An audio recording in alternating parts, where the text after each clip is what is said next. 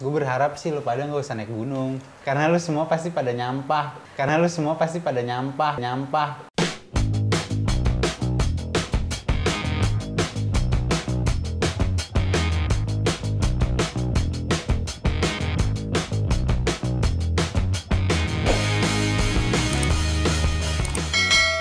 Hai guys, balik lagi di channel YouTube gue kali ini. Tapi kali ini gue nggak ngedaki gunung karena gue masih sibuk sama tugas kuliah. Dan sekarang lagi kondisi pandemi, jadi masih banyak gunung yang tutup dan mengeluarkan peraturan-peraturan yang apa ya, yang aneh lah gitu. Kayak ngedaki 2 hari 1 malam gitu. Kayak nggak bisa gitu loh gue kayak gitu karena pasti bakal capek. Di video kali ini gue mau ngobrol sama temen gue yang termasuk dalam suatu komunitas, ya kan? Betul, tapi gue nggak mau disebut komunitasnya apa ya. Oke, nggak apa-apa. Mau tahu isi videonya apa? Tonton terus sampai habis, jangan di skip. Nah, sekarang gue mau tanya pertanyaan yang paling basic dulu ke Bang Abdul ini. Lo kan udah masuk ke dalam suatu komunitas nih, ya kan? Kalau gue boleh tahu, udah berapa lama lo masuk ke dalam suatu komunitas itu? Gue terbilang baru ya. Gue 2015. 5 tahun lah ya, kurang lebih. Kurang lebih 5 tahun. Kurang lebih 5 tahun. Nah, 5 tahun itu termasuk dalam pendakian pertama lo atau sebelum-sebelumnya tuh lo udah mulai ngedaki sebelum lo masuk ke komunitas ini? Sebelumnya udah pernah sih dari zaman sekolah malah. Oh, zaman sekolah berarti. Sekolah juga udah naik gunung. Udah lama ya? Mm-mm. Udah lumayan berpengalaman nih Bang Abdul berarti dengan kehidupan di hutan belantara. Nah, kalau gue boleh tahu lagi, gunung yang paling berkesan buat lo tuh apa? Semua gunung berkesan. Soalnya kesan gue bukan tentang gunungnya, tapi lebih ke dengan siapa gue jalan. Dengan siapa lo jalan. Jadi gunung itu Di setiap perjalanannya aja sih, di treknya gitu, bukan gunungnya apa. jadi mengesankan apa enggaknya itu tergantung sama orang yang lagi jalan sama lo. Faktornya salah satunya ya. Salah Selain itu satunya juga itu. treknya, medan treknya yang apa ya, macem-macem kan. Ada yang terjal, ada yang ketemu tebing. Nah itu yang Oh, berarti Bang Abdul ini suka trek yang lumayan menantang. lumayan menantang, Beda, lumayan. ya beda sama gue sukanya yang landai-landai aja. Gue mau nanya, selama lo ada di komunitas ini ya, Oke. nah lo ini kan udah sering nih naik gunung. Kalau naik gunung itu kan jalurnya ya udah ada gitu kan, kayak Iya. udah ada dibikin sama orang sebelumnya. Tapi gue pernah dengar cerita dari lo kalau lo itu pernah ngebuka jalur, ya nggak? Oke. Lo pernah naik gunung yang emang jalurnya udah ada, tapi lo milih jalur lain. Oke. Nah, bisa lo ceritain nggak kenapa lo itu seneng yang kayak gitu?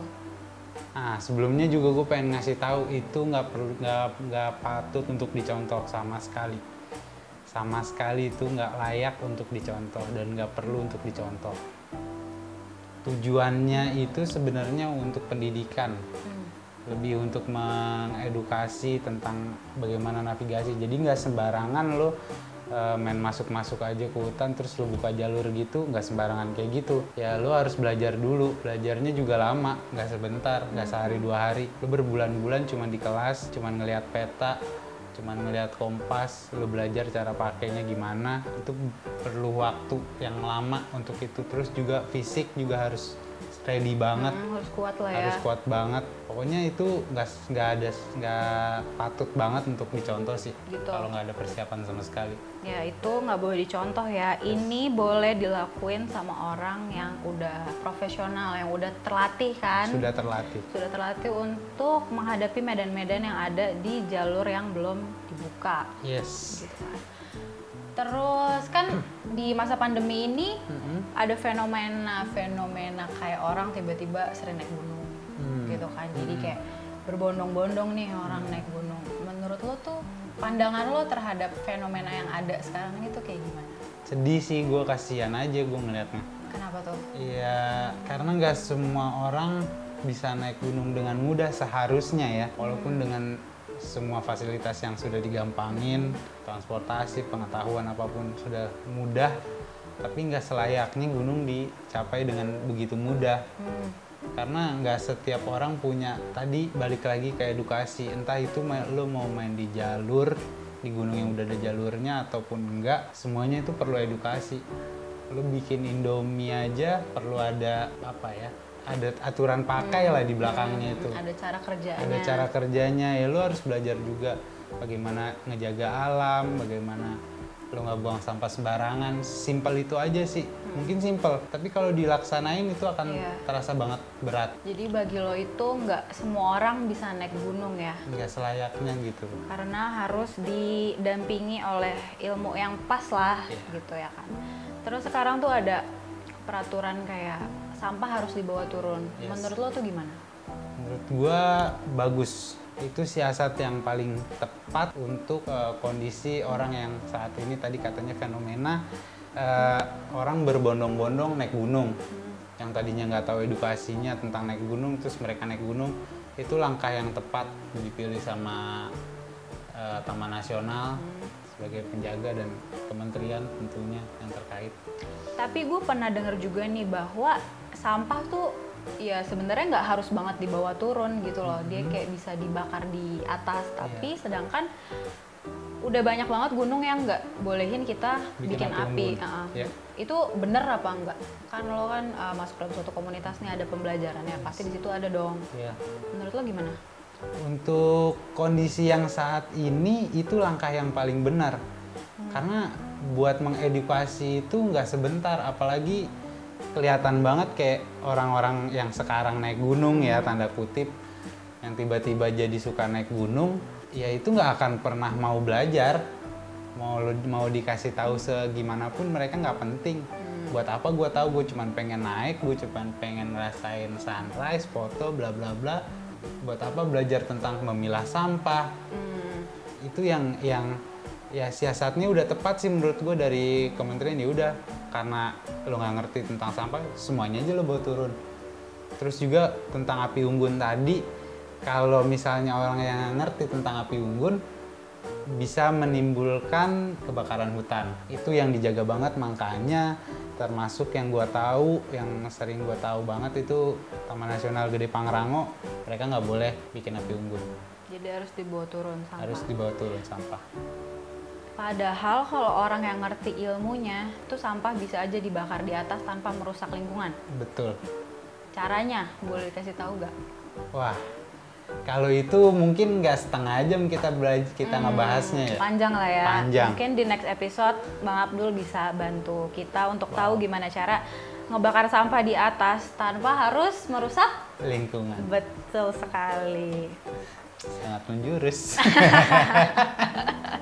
Lo nih kan buka jalur, berarti ada aja dong binatang-binatang buas gitu yang pernah yang lewat lah, atau mungkin lo nemu jejaknya gitu. Misal lo ketemu nih macan atau apa gitu, gimana? Pertanyaannya gimana? Ya siapa tahu ada orang tersesat ya kan, tiba-tiba dia ketemu macan, nggak tahu harus ngapain. Karena udah ada ilmunya juga sih. Yang pasti kalau mungkin buat teman-teman juga yang tahu ilmunya ya, kalau ketemu wilayah binatang kita udah pasti udah tahu nih kawasannya seperti apa, lingkupnya seperti apa, ketemu jejak atau apa. Mungkin untuk istirahatnya kita bisa pakai tidur kalong. Tidur kalong? Ya, tuh kan nanti panjang lagi kita nih bahasannya. Berarti tadi udah 1 ya, ntar nambah lagi 1, berarti sama ini 3 lah video ya kan. Terus? Ya, kalau misalkan ketemu papasan, sebisa mungkin tidak membunuh, tapi mencoba untuk mengusir. Kayak misalkan tadi Sana bilang kalau ketemu macan gimana, ya coba diusir aja dulu. Usirnya gimana? Jangan buat dia jadi terancam lah intinya. Jangan dikagetin, jangan diancam, jangan diusik. Dia nggak akan ngusik kalau kita nggak ngusik. Itu intinya sih yang paling proper sih itu ya, yang paling utama. Jadi gitu. Temu babi juga. Sama tuh babi-babi hutan, Ya. kalau ketemu ya diem lah dan usir kalau Usir bisa. aja. Kalau takut udah lu manjat pohon. Yes. Ya nggak?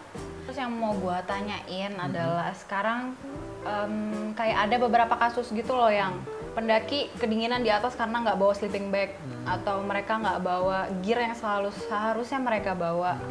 Padahal kan itu kan wajib banget ya. Wajib banget.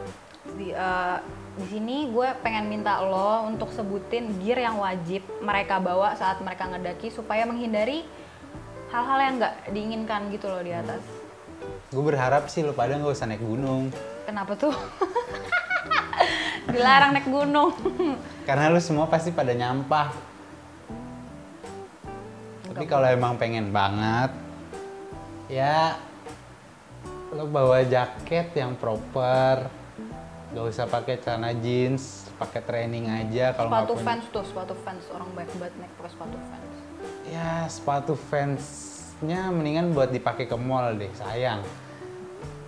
Gitu. Kalau emang nggak punya sepatu, sebenarnya sendal gunung sih proper. Cuma beberapa taman nasional ya udah pasti pakai sepatu. Mewajibkan ya pendaki Iya. pakai sepatu. Wajib pakai sepatu, lebih safety. Yang diutamain sih buat pendakian tuh yang paling utama safety. Safety nomor satu banget. Ya, lo mau ke suatu tempat jangan bego deh. Jangan bego. Jangan bego, jangan lo mau ke suatu tempat tapi lo nggak tahu tempat apaan. Harus mempersiapkan diri dulu ya, harus tahu dulu kita tuh mau kemana. Mau kemana, di sana harus ngapain. Kalau lo nggak tahu mau ngapain, mendingan gak usah ke sono. Mendingan gue usah kesana. Tuh buat kalian, kalau kalian mau ngedaki gunung itu, diingat kata-kata Bang Abdul bahwa kalian harus proper semua peralatan. Yes. Ya nggak sih? Karena ketika lo nggak proper, lo pasti bakal nyusahin teman-teman lo juga nggak sih? Betul. Ketika lo nanti kedinginan, teman-teman lo yang bakal ribet. Karena buat nge-rescue itu kan nggak secepat itu kan? Ya Iya. nggak sih? Kayak Dan nah tadi karena Sana udah nyinggung rescue, pas banget tuh. apa tuh? Jangan pernah ngandelin rescue. Jangan mentang-mentang lo bayar si Maxi buat asuransi, terus lo belaga gila naik gunung seenaknya. Ntar berasa kalau gue kenapa-napa ada yang nolongin, nggak gitu. Itu dia makanya gue bilang mendingan lo nggak usah naik gunung. Buat diri lo aja, lo nggak tahu buat mau ngapain. Apalagi nyelamatin orang ya. Betul. Intinya harus dilengkapi sama ilmu yang cukup, betul tidak? Dan banyak juga nih orang yang kehabisan logistik. Gimana cara kita ngatur supaya logistik tuh cukup dari kita? Mulai start trekking sampai kita di atas sampai kita turun lagi. Ya, kalau gue pernah belajar juga sih, itu tentang manajemen perjalanan. Ya lu semuanya lu harus hitung, lu harus kalkulasi semuanya. Lu berapa hari, lu berapa kali makan, makanannya cukup buat berapa banyak orang. Itu semua harus dikalkulasi, sehingga lu bawa yang cukup. Tas lu juga yang proper, yang seukuran dengan kapasitas apa yang lo mau lo bawa gitu. Itu sih yang harus dikalkulasi pasti. Makanya manajemen logistik itu semua terangkum di manajemen perjalanan. Gitu. Intinya tuh semua harus mateng. Itu tuh juga buat keselamatan lo pada di atas gitu loh. Betul. Jadi lo nggak mengharapkan jantang-tang alam udah menyediakan semuanya gitu. Kalau lo nggak tahu apa-apa juga lo nggak bisa menggunakan apa yang udah dikasih sama alam gitu nggak sih? Iya, jatuhnya jadi nyampah, jadi Merusak kayak ini bisa dimakan nih, lo kayak jadinya so tau gitu. mending merusak daripada mati. Tapi mendingan mati sih daripada ngerusak alam.